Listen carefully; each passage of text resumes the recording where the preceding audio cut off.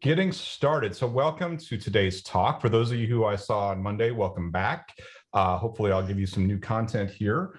Let me introduce myself and Peter to you. So my name is Eric Smalling. I am a senior developer advocate here at Snyk. I am a developer by background. And I've been using, I'm a Docker captain and have been using Docker since the early days. .06, I believe, was my first edition. And that was before we had orchestrators or compose and just did everything in Bash or Python or whatever. So that's where I'm coming from. Peter, why don't you introduce yourself? Yeah, hey everybody, my name is Peter Mckee. So I run the community and developer relations team here at Docker. And like Eric, I've been a software engineer for about 25 years. Yeah. Awesome. Sorry, Eric, I should have kept going when I didn't see you take a drink. My apologies. And let's talk about what we're going to get into today. So this agenda is going to look very similar to Monday, but the content behind it is quite different. We are going to do a little bit of review for those of you who saw my Monday talk. We're going to talk about the application risk profiles in containers. Then we're going to get into demonstrations. Now, I have to tell you, we had a kind of a canned workshop demonstration kind of thing to present to you. And then Friday, this bulldozer called Log4j or Log4Shell exploit kind of hit the industry. And I and Peter and we all kind of thought that we really should address that. And I'm going to go with that today. So this is going to be a little more ad hoc. I'm running on a lot of caffeine because I was up late making sure that I could demonstrate this for you correctly.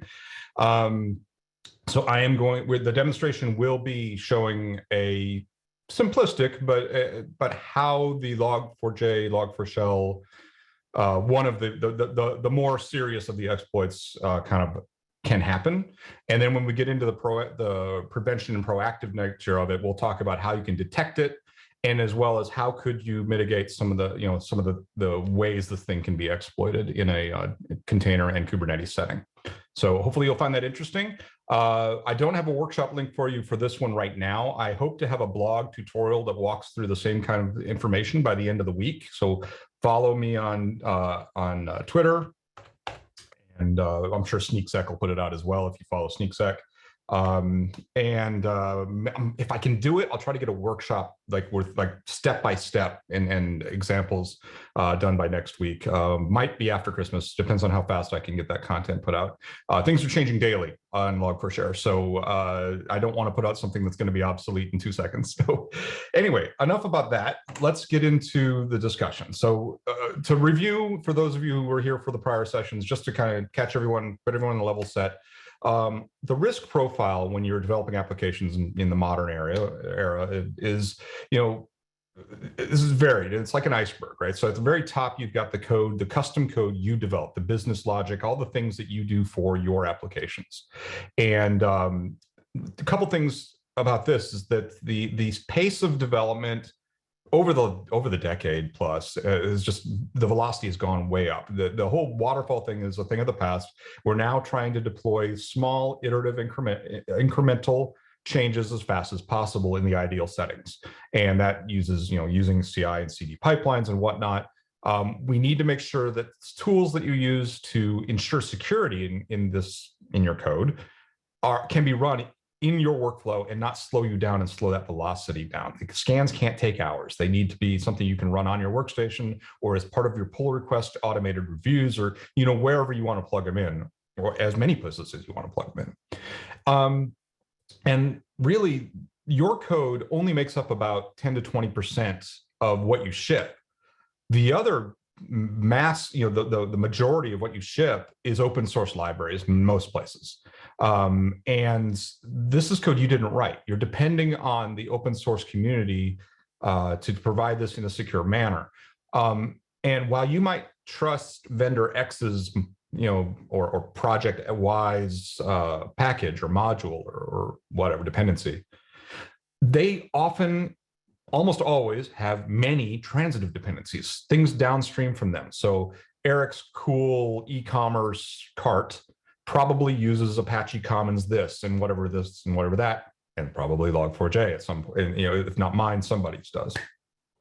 80% of the vulnerabilities found aside from Log4j, are in these indirect dependencies, because this is just such a large footprint, right?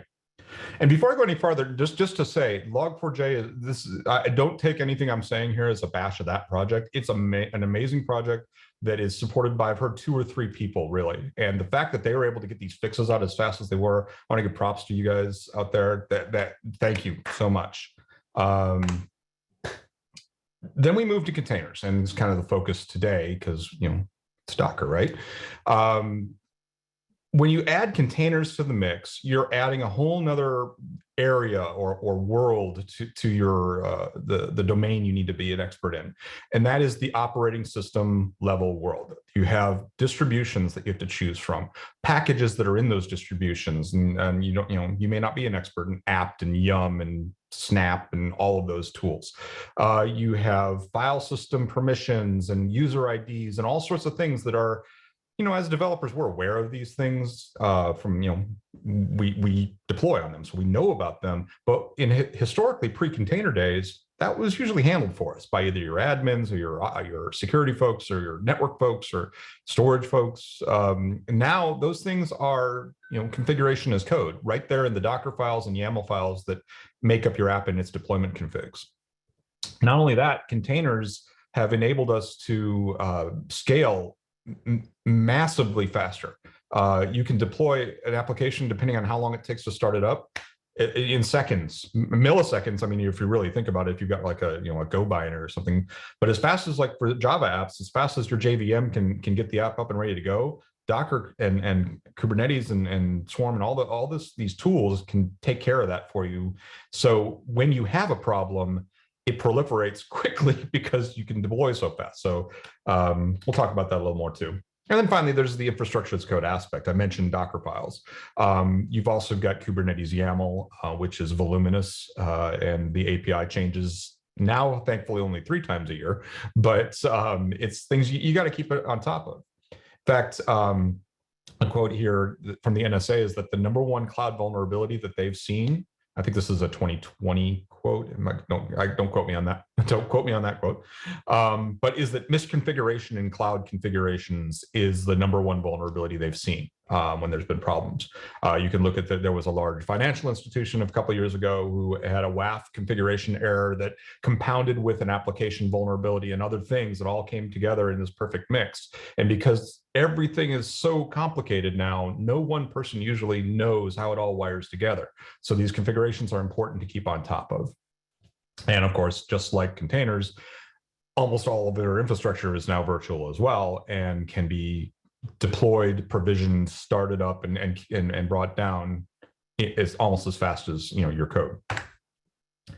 So I mentioned CI/CD a second ago, and this is kind of a generic pipeline-ish diagram, if you will, and just to kind of show you where the things I'm talking about today fit. Everything I discussed today, with a couple of caveats, is available in Docker and Snyk's free tier of products.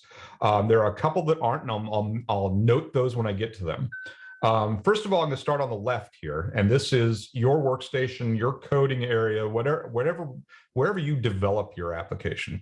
Docker provides, obviously, the Docker tool set to build your images and to run local containers on your desktop or on your Linux workstation, as well as the Snyk scanner built right in under Docker Scan. That runs our container scanner. You don't have to install our tool at all. It's just right there baked in for you. And you can use, there are plugins for Snyk as well for our most popular IDEs, as well as I've seen it used in Cloud9 on AWS, all sorts of places that we plug in over there, allowing you to test and fix your stuff before you even commit it. Then we get into the actual, your normal pipeline area, and we're using terms here from the AWS world where you've got a pipeline, a code commit, and code build, but you could switch those out for GitHub Actions, Atlassian pipelines, Bitbucket pipelines. We integrate with many of those kinds of tools, and you can apply testing and fix monitoring across the board. Finally, in the production side, and some of this actually isn't really just encapsulated in production, these things would apply to your development cycle as well, but we have integration with Docker Hub where we can scan your images as they're pushed up. That is one area where you do need to be on the first level tier of Docker's tiers. Peter, correct me if I got the terminology there wrong, in order just to implement that. But it's built right in, and we'll show you a demonstration of that. We also have Kubernetes Monitoring from Snyk, which will watch deployments coming into your clusters and scan the images as they come in, and monitor that for you and show you in your Snyk dashboards. That's also in our first tier of non-free. So those are the two things that aren't part of the free tier. You're welcome to play with them. There are trials available for them, or at least for ours. I don't know if there is for the Docker Hub piece, but you can see it in action on other accounts that have it. We unfortunately don't have a trial right now, but that's okay. I mean, it's you're going to be seeing it here in this demo, and it'll be pretty obvious how it works. So, yeah.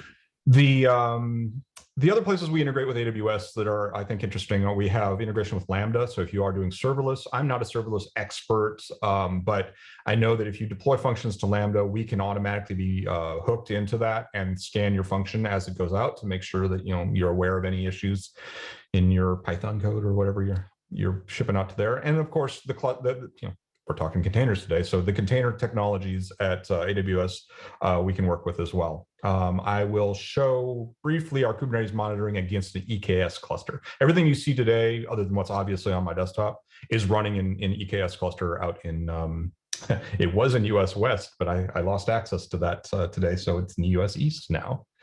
Let me look, I see a couple chats coming in here. How does Snyk connect to Lambda via Lambda layer? So I'm not an expert on the Lambda piece, but if, as I understand it, you can set up an integration in AWS to use a webhook to integrate straight into our tool. If you have more questions about that aspect of it, I recommend that you go to snyk.io, and there's a little thing on the bottom right, a question, a little contact us button, which will open up a live chat that will get you to somebody that can answer that question quickly. When I get to that part of the demo, though, I'll pop open the integrations and show you what I see. So I apologize, I'm just not a serverless expert. So enough slides. Let's start looking at some demonstration here, and let me get my screen moved over. So again, this is a little bit of review for those who saw the app on Monday. This is the same kind of app that we looked at on Monday. This is a Java enterprise app. And the, kind of the scenario, if you will, is that we're a company that has this old JEE app that is kind of the cache king. It's in maintenance mode. We don't do a lot of changes to it, just bug fixes. And so we take an if it ain't broke, don't fix it attitude. And this Docker file is what we use to build the image for it. And you can see it's a multi-stage Docker file, starting with a Maven 3 build that creates all the artifacts for our web app. And then the second stage, which if you're not familiar with Docker multi-stage, when you have multiple from lines, you can make it so that you can, the last from line is the final stage. And that's what actually that's the image that you would push and then ship out. The prior stages can be used as, for information. And you can see that happening here because I have this copy from build, which is what I labeled the first stage with. So it's saying, hey, from the kind of temporary image that we built in this stage called build, copy these artifacts. So I'm copying all my web artifacts from my target that Maven built, and then a couple other artifacts that I need to run the app. So the idea being is you want your image that goes out to have just what's needed to run the app. So if we go look at the app, here it is running. And I've got this hidden behind a localhost entry, but this is running out in EKS. If I go in, let me sign up a user for this. Doesn't really matter. Password, don't care because I'm not going to log back in. So here we are. Here's on the app. And I'm not going to go through the minutia of how this app works, whatever. This app actually is baked with a whole bunch of Java-related errors, like that you can. This is running on struts, and it's got a bunch of old stuff that's bad. What I'm going to show you though is we have this search field, so you can search for things. And obviously, I have no to-dos, so there was no to-do with the title Eric. However, if you've done any looking at this log4 stash, as they're calling it, vulnerability, what's vulnerable is the fact that by default, if you have the right version of log4j, you can feed in a JNDI lookup a string that contains a JNDI lookup. And you can basically say, hey, go hit this LDAP server and get a config to use. That's really not something you expect as a user, or as a programmer, for it to automatically do in a bad way.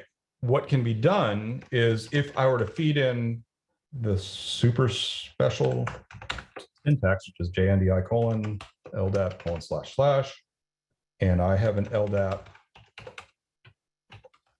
running in another namespace in my cluster, and this could be anywhere on the internet, just happens to be in my cluster, colon 80, and I'm going to ask it for evil. This is a rogue LDAP server. When you ask it for that, it's going to go to somewhere and return a URL that gives back a Java class file.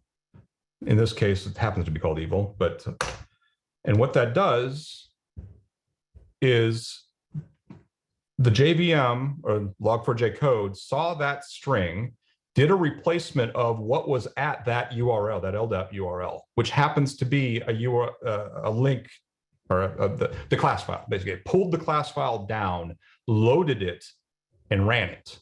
And what that had in it was a shell out to go modify the footer in this application to put that H1 text at the bottom of my app. Now, that's just vandalism. That's, fun, whatever. So I can navigate around now, and I can't get rid of that. But that was a shell that did that. There's an actual echo in my class file that it shells out, does an echo of that into this file. I could get more creative with that, though. I could do much more complicated shell scripting. I could do things that pull a shell script from elsewhere, because if I've got access to an external URL like the LDAP server, in my example, it's running in cluster, but imagine that was to somewhere else.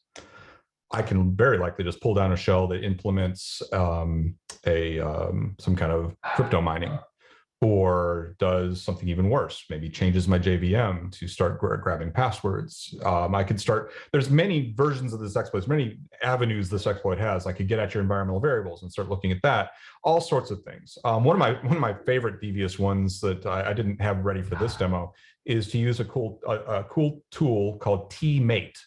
It's like tmux, but tmate. And that is a tool for doing remote pairing. That's a tmux across, the WAN, if you will. And you can stand that up in headless mode, and then I would have a shell into this container, and I could start expanding my exploit. So you can imagine how bad that could get. I could do anything I want, really, inside the context of a container. But I'm in a container. How bad could that be? Well, I'm going to show you another piece of this. I'm going to go back to the other demo you probably saw on Monday, but if you didn't, if I go to the top level of this, you can see there's my Tomcat 521 page, my sample servlet, right? If I go back to, we're limited on time. I'm not going to go into all of the minutiae of things, but there is another exploit in older versions of Tomcat that allows me to push whatever JSP I want up to it. And it happens to be impactful on that version. It was fixed in 8.523. And there's a proof of concept Python out on the exploit DB that I was script that I was able to pull down, and I've added that to an alias here. And what that just is, it reached out, and imagine I've got a war dialer that's just going through, and it's looking for vulnerable endpoints, and it just hit my server at POC at its endpoint, and it dropped a POC JSP on there. If I go to it, you see a bunch of A's, right? And again, A's is vandalism, not a big deal. But again, I pushed a JSP onto the server. If I do the same, I will get to the right, there we go. There's a second half of that Python script that actually implements a much more interesting attack. It's a different JSP on there. And now I can run any command I want. There's not really any difference. This is a remote code execution vulnerability, just like the log4 stash. Same idea. This one is an interactive one. But as I said, even with the other one, which is much simpler to implement, this one's a little hard, a little more complicated, and I've done a lot of upfront work to set it up. As soon as you've got remote code execution capability, even though I'm in a container, I'm root. I won't go through the minutia of it, but I've got it's a read-write file system, as we saw evidence by the fact that I was able to add that H1 header through the other exploit. When you're root in a container, you're UID 0, which gives you elevated privileges in that container. So I could do apt-get installs. I could, if I have access to an app repository. This happens to be a Debian distro. It's all sorts of stuff you can do here. So pause.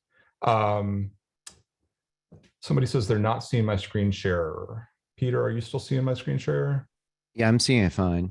Okay, Thorn, I'm not sure. It's something on your end, I think. Hopefully it'll get. Yeah. Okay. Cool. Thanks, everybody. So yeah. So I mean, obviously, I could go on in here. Like I can take a look at. Not that it's not interesting in a container, but I could look at that. I could do whatever I want. So how could I, if we rewind back and go back to the developer desktop, how could I use tools like Docker Scan to let me know if I'm vulnerable to things? So the first thing I'm going to do is I'm going to jump back to my terminal, go over here, and I happen to have the code checked out here, and I've already built an image, so you don't have to wait for me to do that. I'm going to run Docker Scan, and I know I built that image and I called it Java Goof. I tagged it with logging. I think we'll see that in a second. I'm going to go ahead and run that. So what this is doing is behind the scenes, Docker is starting up an internal container with our Snyk scanner in it. That Snyk scanner is going through the image layers, cataloging what packages are installed and a whole bunch of other information about it. And it's also doing something we call app vulns, which is looking through and looking for known application vulnerability things like jar files and I don't know what all languages it does off the top of my head, but looking for things that are it can detect all throughout the layers. Then it starts querying our database with what it found. It starts, hey, I see this, sends that information over, gets the results back, and it spits this out. And as you can see, we've been hard at work making sure Log4j is easy to find. And my container, obviously, as you saw, is vulnerable, and it shows that. So we have a big warning at the bottom here that I am vulnerable, and to fix this vulnerability, read this. Now, I added that vulnerability. I added that right here. Let me pull up my POM file just for the Java coders. That's the POM file for my war, the web archive that I built, and I am running a 2.7 version of Log4j because I'm still running on JDK 8 and all sorts of old things. That is a vulnerable version. I need to upgrade that version. Now, I won't get into it because it's out of scope for this discussion. Snyk has other tools for scanning your Maven and Gradle projects, your Node.js projects, and all sorts of stuff.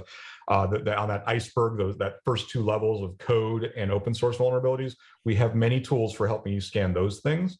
And I normally don't bring that up in a container talk because it's not really as relevant, but for this, it really is. You need to be looking at your source code and looking for things like this.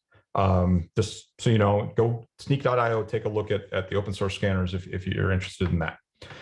The other thing I'll show you is in relation to the other vulnerability, which was the fact that I was able to inject a JSP. That also is known. And one of the things that the Snyk container scanner does, if I scroll back through some of the content here, we're in very voluminous mode right now so that I could see everything. But you can see that we have base image recommendations. Now, the base image I'm using doesn't have Log4j in it, so there's nothing to talk about there. But it does know that, hey, you know what? 8.5.21 JRE8, which is what I'm using, has a ton of vulnerabilities because it's really old. And if I were just upgrade to 72, which I believe is the latest build, that would drop my vulnerabilities down to just too critical and too high. And I could go through this and look at what those vulnerabilities are, figure out if I can mitigate them in some way or if they're not important to me, whatever. But right here, even as a junior programmer or a junior developer on a team, I can look at this and I might not know what any of that other vulnerability CVE stuff is, but I can see this and I can bring my architect or lead developer over, my AppSec person, whatever, and we can look at this and say, hey, what do you think? And we can say, well, yeah, we probably do need to get on the latest version. Let's upgrade to 8.5.72 at least. and do our, regressions testing, make sure everything works. Can't go to 10. Let's say my application just doesn't work on Tomcat 10, and it's not much better anyway. It's the same set of vulnerabilities. These alternatives down here, which have no criticals, are interesting, but they're a bit more of a change. Even this one is going to JRE 11 on a different distro. Not ready to do that. So our educated guess would be, let's go to here for now, and then we'll take a look at what else is left to fix. And again, I won't go through the minutia of redeploying and everything, but by going to there, the JSP problem would go away. Now, that's all fine and dandy. But what if I don't run Docker scan on my desktop when I'm doing this, or the Snyk equivalent, right? If I just checked it in and it went through, and let's just, heaven forbid, we don't have even that scanning in our CI system. Well, when you push to Docker Hub, too many windows open on my other monitors, sorry. There we go. Here's that same image pushed to Docker Hub. Now, again, this requires at least the first paid tier to see on your images, but you can see on mine, they've actually added, the Docker team has added a log4shell column because of how severe this issue is. I can drill into this, and I can start looking at all of this information, saying it's vulnerable. I can click on vulnerabilities, and I can see all of these other vulnerable things that are in the application. All of this is available right here, visualized right on your registry, which is really cool. Secondarily, Snyk has a interface as well. So everything you see me do, other than that little piece right there, is available on the Snyk free tier. When you do Docker scan, the first time you do it, it's going to say, hey, please go create a free account at Snyk, and give it, come back here with the authorization key. Then you'll have, I think on the free tier, we give you the 100 or 200, I can't remember now, 100 or 200 scans a month at no charge. If you don't auth, I think you can still use it for like 10 scans or something. But what you're seeing here is you can also set up your free Snyk account to start monitoring your GitHub repository. There's several things here. I'm going to show this first. Oh, of course, it's not going to show for me. Sorry. Live demo. As we remember from Monday, live demo can be fun. I'll skip that for now, and I'm going to go to the Kubernetes aspect of this. So out in EKS, I've deployed this application. I also have that application. It's still not going to pull it. Oh, there it goes. There we go. I'll continue my thought. So we have a Kubernetes monitor. This is the other piece that's in our first tier of paid that will watch deployments, and it saw my deployment out there, and it sees the Maven-based project that we have based on the jars and the PALM files that get added to the target deployables, and it sees the container itself, and it says, hey, by the way, log4j in that app in your EKS cluster right now. So you can see that as well, and that's pretty cool. But if I go back now to my prior thought, if I go to the little GitHub logoed thing here, you can see this is a static analysis of my code repository. And it's telling me, hey, I see things in your code. I see things in, I see a couple Docker files. The main one we're looking at right now is this one. I see YAML, Kubernetes YAML, and then your application. So the same kind of information is available in a GUI form here. This is very similar to what we saw on Docker Hub. So Docker Hub is adding some extra value here. They're actually including those app vulns right in with the container vulns, which is really cool. So here we're just seeing the base image and the packages, and you have to go over to the application to see the log4stash piece of it. But if I open, and I could go in there, it looks the same as the other place. The other one that's interesting here is this is my YAML. We are being hammered right now. I can tell you right now. There we go. This is what we call an IAC, infrastructure as code scan against my repository. And this YAML file, it knows, oh, that's Kubernetes. We have policies that you can tweak to your organizational liking as far as best practices for deploying things in Kubernetes. And you can see there's various severities in which you can also tweak if you think certain things are more important than others. But there's all sorts of information in here like, hey, you're not making sure your container doesn't run as root. Talks to the impact of it. and how you can resolve that. You're not, that's another good one. You're not running with you're running with a writable root file system.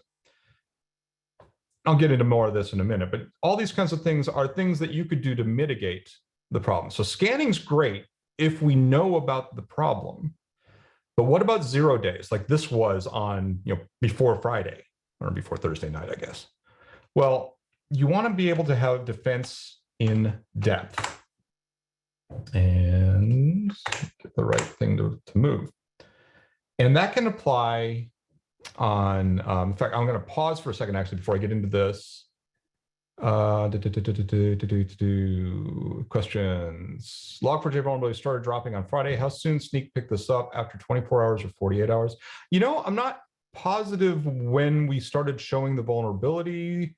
It was pretty fast. I'll show you some resources that you could look into and figure it out. I want to say it was within 24, but don't quote me on that. It was very fast. I know Brian Vermeer, our Java champion on my team, was blogging about it almost immediately. His vacation started Friday afternoon, but Log4 Stash had other plans. They will also have some questions in the Q&A, which I don't have up. I want to handle these. I got them up.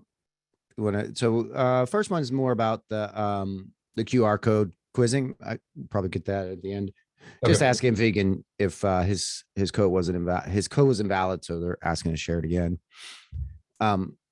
Interesting question here. If my Java application does not have any user inputs, it just loads configuration files from the local file system, is it impossible to exploit through Log4j? No. And the reason for that is many applications, whether they're your code or in modules that you've brought in, log access logs. And they often will log things like your user agent from your browser. And you could put this string into that user agent. And as soon as that gets logged through Log4j, if you're vulnerable, if you've got an older version and you haven't disabled the JNDI lookup piece, it can trigger it from there as well, which is really even more nasty than form filling in. Form filling in is nice for a demonstration. It's easy to show. But yeah, and the other question that's kind of related to this that I've heard from just people outside of this, here is, well, my microservice architecture is behind perimeter firewalls, so I'm protected. Maybe. The problem is that let's say your frontier passes down this string into an API call to a REST call into some business tier that's in that DMZ. It's going to log it, and if they can get out to the evil LDAP server, you're now getting owned. If they have other ways to get a fake LDAP instance running inside your network, then even if they have egress out blocked, if they can get to that fake one that you've stood up through another vulnerability, maybe. There's all sorts of ways this is pretty nasty. So yeah, that's my answer to that. Hopefully that answers that for you. Yeah, and you never do. I mean, I never have. Maybe now we will start, cleaning input through the user agent, right? Yeah. So yeah, somebody else, WAF potentials. Yes. So I'm not a WAF expert. I know they exist. I'm a developer mainly, but web application firewalls, there are ways to put in strings to try to catch it. However, it's a constantly morphing problem, and you could probably catch many of them, but you're never going to be assured you're going to get them all. There's actually a really interesting blog that went out today that's from, it might have been last night, from the Cilium folks, that I'll share a link to it here in a minute, that goes into eBPF. And if you're in Kubernetes, if you're using the Cilium CNI, using eBPF to block these kinds of things, and that is pretty cool. So, and I didn't mean to dismiss WAF. WAF is, yeah, every tool you've got, you should use. That's the whole point of defense in depth, right? Every tool you've got to make it harder and harder for hackers makes them go look somewhere else. So there's that. I search for Jody in logs, see if my servers are exploited. Is it an effective way? Searching your logs really, I mean, if you search for JNDI, you might see evidence that it happened. That's one thing you could look at, but I wouldn't rely on that. just because if they are doing something that's logged to, so if you've done any Java work, you know that often, especially in like Tomcat and wherever, you have many different log appenders that can be sending to all different places, and you'd have to be searching all of them. And I can imagine ways that you could use Unicode to try to hide it in the actual output log. And there's just it feels like, yeah, that's one way to, you know, be interesting analysis, but I wouldn't rely on it. Yes, log4j payload keeps changing, therefore need to build intelligence into the logs. Yep. So my thoughts on in general, defense in depth kind of a situation, or for 0 day. I mean, again, assuming we don't have scanning for it yet, we don't know that the problem exists. And honestly, there's evidence to say that this JNDI lookup problem. There was a DEF CON, I think it was, or Black Hat, when it was, there was a talk from like 2016 or 17 talking about this kind of thing. So it's possible this has been around for a while and we're just now realizing it. One more in there. I don't know if RMI is vulnerable. I would, you know, Black Hat Vegas. Yeah, thank you. I wouldn't put it past them to find an RMI way to do it. Very possible. But the first thing I would look at when dealing with anything like this is make sure you minimize your footprint of your image. What you saw me build actually wasn't great. That was just an example. That Tomcat image has more in it than should be in my application. Yeah, bad karma always catches up. That Tomcat image has a lot of things in it, like curl. I don't need curl for my application to run, so it shouldn't be in there. Don't give the hacker the bat to beat yourself over the head with, right? So if you give them extra tools, they will use it against you. I remember attending a meetup about a month or two ago here in the DFW area for pen testing. And one of the terms they kept using was living off the land. And that is that when you are, you know, white hat hacking and you get onto a server, make sure you try to use tools that are already there and not modify and install other things, because that will sometimes alert production systems that have, you know, are set up well. By using tools that are always there to collect data, you can hide longer. So don't give them the tools to attack you. Understand how layers work. That's really, I mean, Docker layers are built up on each other. And even if I were to RM curl as a run line, it's not really gone. If some other vector got me access to the host file system, like for instance, somebody accidentally bind mounted the /var, and I know what I'm doing, I can look for var, lib, docker, and get into the layers that are hidden from me, and I can look for binary that might help me. It's kind of a niche case, but just it's a good idea to understand how layers work and how to best build images that don't just hide things. You want things to not even exist. Build strategies. So you saw me using multi-stage. I love multi-stage build. I believe Docker put that out in 2017, and it's one of the best things I think they've done, at least in the build space. It allows you to get rid of, we used to do things where we'd build 3 images and start and copy things out and do all sorts of crazy stuff in our CI pipelines. Now we can do it all in one Docker file. It's very easy to see. I love it. One thing to also keep in mind is make sure your builds are repeatable. So non-deterministic builds are not your friend. Some people really like to use the latest tag, or say 8.5 of Tomcat, which will always be the latest Tomcat. And that's nice, especially for experimentation locally, to see if your stuff is working with the latest. And you do get the latest things. However, every time something builds from your Docker file, you're not guaranteed what you're going to get unless you also control the registry, in which case now you're kind of pushing that off to another team. And it's not clear from your Docker file at commit X what it's going to build. Use specific tags so that your builds are repeatable. You could get all the way down to using SHAs, and that's a whole nother discussion of supportability and whatnot, but at least use major minor patch, or if it's Calver, use, you know, the most specific version that is, you know, there's no guarantee any tag doesn't mutate, but most of the time in official images, at least, those tags are going to be effectively immutable, whereas the generic ones are going to move. Docker labels are awesome. I just wrote a blog on it. If you go to snyk.io/blogs, search for labels, you'll see it. It's they're a really cool way to put metadata into your image that can be viewed by other developers and ops teams and even tools. So you could say, hey, this image was built with the Docker file at this commit in GitHub. Or you could say, hey, if you'd like to use this image, here's a sample Docker run to play with it. And you can put it right into the image instead of having to rely on a README file in a GitHub repo somewhere. Yeah. Lots of stuff you could do. There's standardized labeling from the OCI image annotations. If you go look at those, you can see some of those are really cool. And there are other build tools out there. If you're a Java shop, you might look at Jib. Jib's a really cool build tool. It'll build Docker compatible OCI images without even needing a container build tool. You can just do it right from Maven. It's 100% Java.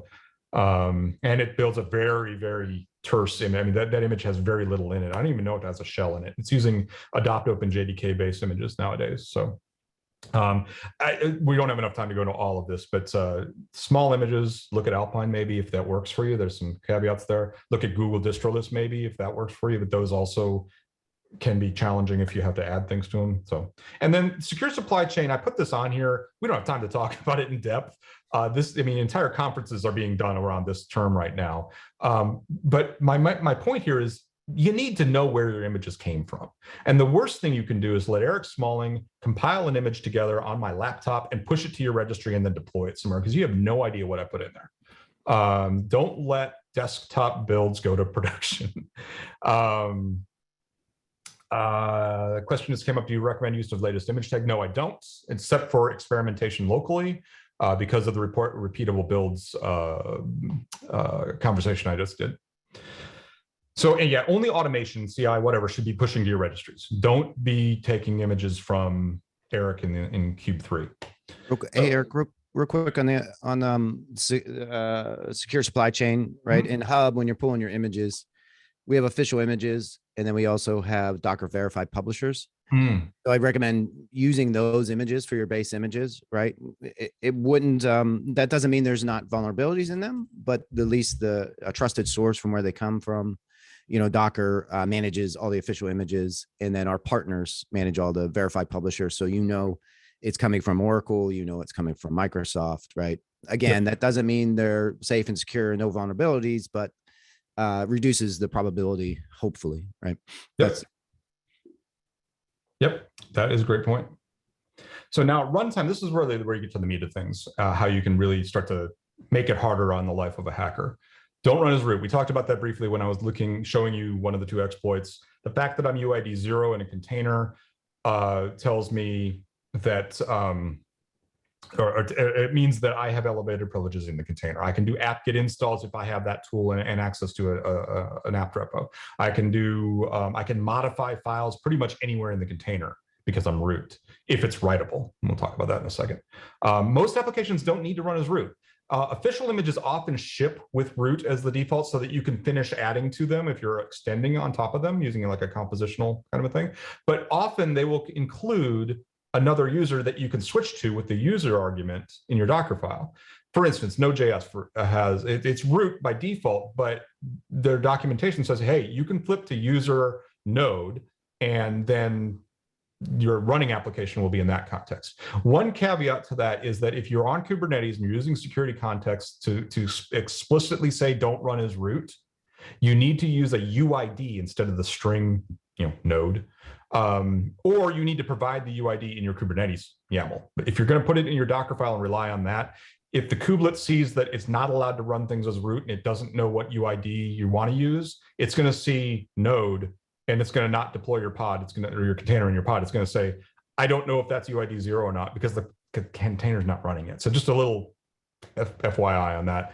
But don't run as root. Your application most likely doesn't need to be running as root. Privileged containers, just don't do it. Unless you're writing really low-level stuff that does monitoring of your cluster or working on network interface CNI plugins or something, you don't need to be doing anything that needs access to the host's devices. That's what privilege gives you. You're basically root on the box. Don't deploy a business application with privilege. Linux capabilities also are something that, these are what your process, it gives it access to some elevated privileges in certain areas. And the Docker folks back in the early days, Jez Frizzell and that team, figured out a good subset of Linux capabilities to give that are generally good for most applications. But for business applications, which is what most of us deal with, you probably don't need any of them. If you're not doing, network stack manipulation, creating ICMP packets on your own, like ping, things like that, you probably don't need any of these extra capabilities. So you can do a deny all in Kubernetes and not have any extra, and that will also add another layer of protection for your hosts. Read-only root file system. So I love read-only root file systems. It makes me be more 12 factory because I can be more immutable, and that makes me be more schedulable by an orchestrator because I don't have to worry about state in my application. But it also protects you from a bad actor getting in and modifying the file system. Now this setting, which is -- read only on the Docker run line, will basically not deploy the read-write layer that goes on top of your image, which is where copy on write happens and all the mutation in your file system can happen. By doing that, you might break your app because it might need, like Tomcat needs a work directory to take JSP compilation stuff into, and it needs a temp directory and a data directory. What I recommend is starting up, if you're in Kubernetes, use empty dir volumes for those, which are transitive. That as soon as the container goes away, the pod goes away, they get destroyed and they're gone. But try to run everything as much as you can immutable. It's just good for you. It keeps you. I wouldn't be able to edit my JSP if I was running in read-only mode because I couldn't edit it. It just couldn't have happened. It's not none of these are silver bullets, but it makes life a lot harder. And again, deploy from known sources. And watching the clock, I know we're getting close. Kubernetes stuff, things to make sure you're using if you're in Kubernetes. If you have credentials or secret information, use Kubernetes secrets, unless you're already using something else, application like a HashiCorp Vault, CyberArk. I'm not no one vendor. I love them all. If you're using those, keep using them. Great. If you're using secrets in Kubernetes, it's a lot. Let me back up. Don't ever include a credential in your Docker file, in your Docker image. Don't put it in a config map. Don't put it in a file that you mount to it, because all of these things are not secure by nature. Secrets, with a caveat, are made for this. They can be separately RBAC controlled, role-based access control controlled, so that you can make sure only the service accounts in Kubernetes that should be accessing them are. And as long as your cluster operators are on the ball, they should be encrypted at rest in your etcd database. Or they could be backing it with HashiCorp Vault or whatever. But you want to make sure of that, because by default, if you just do kubadmin, start up a Kubernetes cluster, DIYing it, and you don't set that up, they are just more encoded. So you want to make sure they are being encrypted behind the scenes. Speaking of RBAC, use it. It's can be a little bit of a learning curve, but you should have role-based access control to keep things in the purview of the things that need to see it. I don't have time to go into how RBAC works, but security context. These are the APIs on the pod and container spec in Kubernetes that implement a lot of the runtime things I just talked about. And when I get to the end, I'll have some links. We have a cheat sheet on these to help you look at how they work and some, get you started learning about them.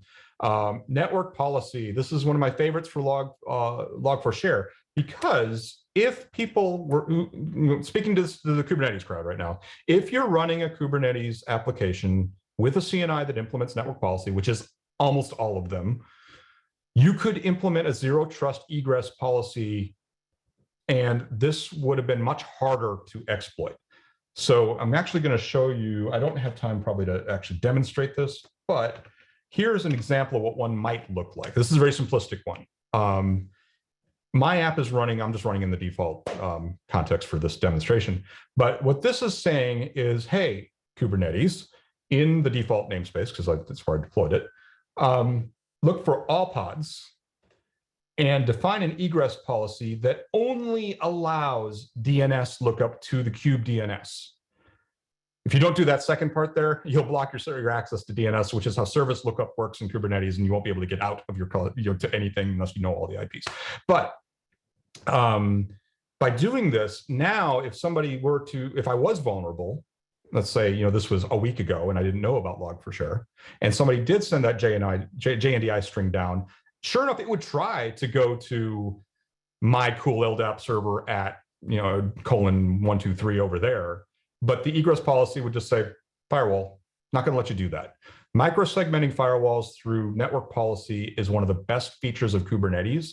And unfortunately for us developers, unless you've gotten your certifications, they're almost blind to the black box to us because it's networking. I don't want to deal with it. It seems hard. It's really not. Once you get the concepts, there's an ingress version, policy as well. It's actually not hard. It's just basically saying pods can talk to each other or can't on these rules.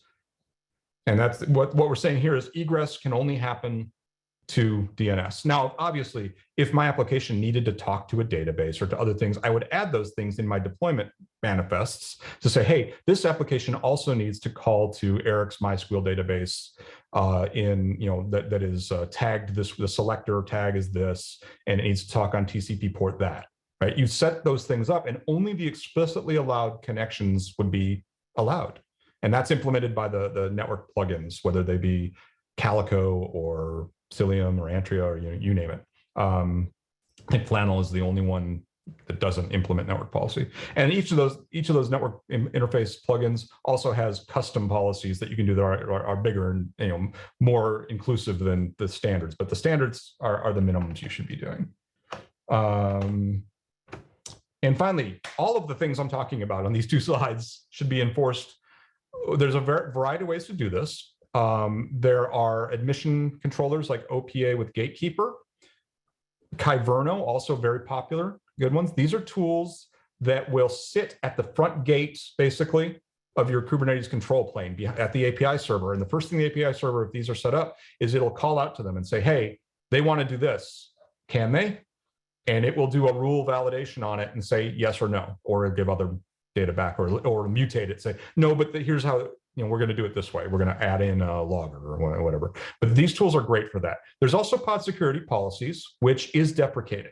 That's been around for a while, and it implements the security context. It checks for your policies on security context.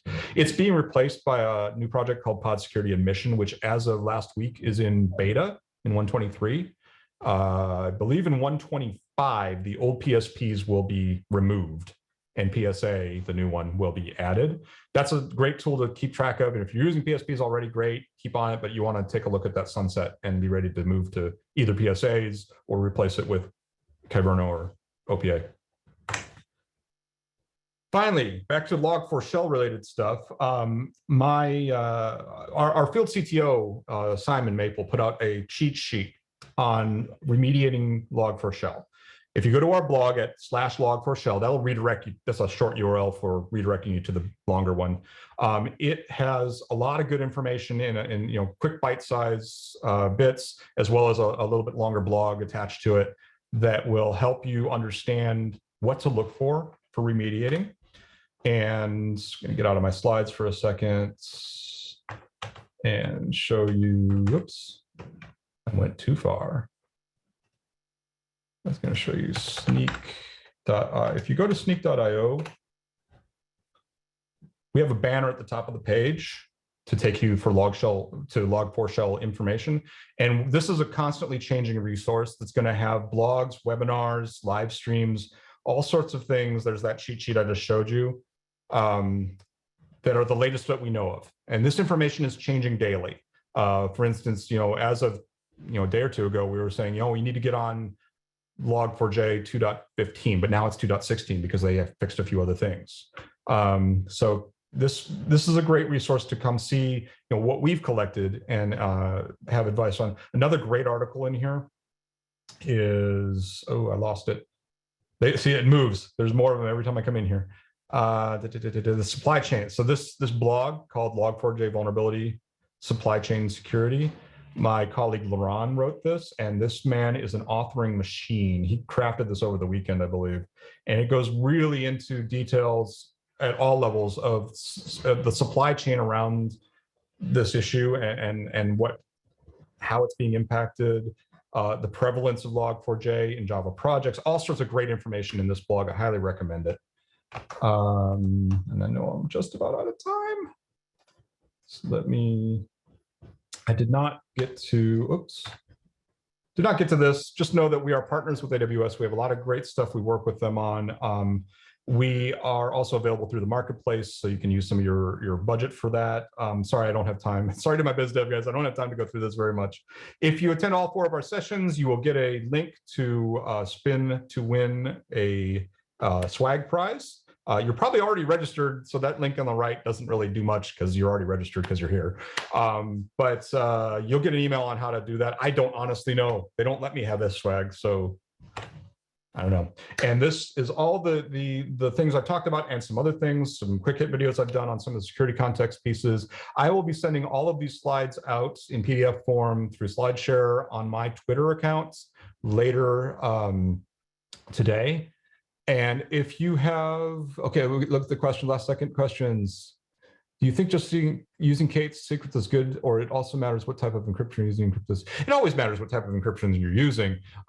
Most people that I talk to are in managed clusters, EKS, GKE, and the KMS system in envelope style encryption of secrets. I've never heard anything really negative about those. I've heard good things if you're an on-prem cluster about using the Vault integration for that. There is I don't have the link for it, but if you search for Josh Rosso from VMware on the Tanzu team, did a great TGIK episode. That's a weekly Kubernetes related video live stream. He did a great episode on Kubernetes secret management. If you search in YouTube for TGIK secrets management, look for the latest one by Josh Rosso. He digs into it deeply. That's a great thing to learn about. How can I compare Snyk with Docker Hub scanning for images? So the Docker Hub scanning is doing a combination of a straight image scan plus an app vuln scan. They're actually doing 2 of them and combining the information. When I did the app vuln CLI scan, it did both of those in one. It spit it. That's why it was such a long output. The only difference between that and the Snyk web interface is that we do it separately. We do a container package level scan, like OS package level, and the app scan is separate things when you attach your GitHub repo to it. So if you're doing Snyk container test, that's what Docker scan is doing. They're the same tool, and Docker Hub is using the same tools behind the scenes. The Docker folks are doing a cool thing where they're actually flagging at the end of the command. They're showing you that extra little bit to say, hey, by the way, if you didn't see it, log4j is in here. So that's really cool. Yes, which would I go for? Why not both? As far as Docker Hub and so again, on the command line, Docker scan, Snyk container test, those are the same thing. I like Docker scan because you've got it. It's available to you on any Docker desktop platform you're using. If you're in Docker and Linux and Docker CE, you should have it, but take a look at the blog that's referenced right here from Docker, Justin, their CTO. He talks about how to make sure you're on the right version of that and have the latest plugin. Yeah, hopefully that answers those questions. And we are at time, so I think I'm gonna have to wrap it here. Peter, I'm sorry I took up all the time, didn't let you talk much. Anything else you want to add before we close? No, that's fantastic. I think you hit everything. I think people are just interested. Where's the link for the spin? Yeah, I wish I could tell you. It's going to get, all I've been told is it will be emailed to you. And anyone who attends is getting emails with both the links to the recordings as they come out and that spin. Sarah, thank you, Sarah. She is the owner of that info. It will be shared out by email. So if you registered, you'll get the email, and awesome. Good luck on what swag you end up getting. Real quick, I'm a Docker Hub as our image repo, and we are not able to scan all our images out there due to architecture restrictions. Not exactly sure what that is. Maybe if you jump into our community Slack and ping me there, maybe I can help answer. But yeah, sorry, we need more detail from that question. Yeah, any thoughts around that question, Eric? No, I'm not. It's not clear enough to me either. I would have said the same thing. The Docker community Slack is great. Yeah. For Snyk product questions, we have that button on snyk.io at the bottom right. Just click it, and it'll be a robot at first, but it'll get you to a real person quickly.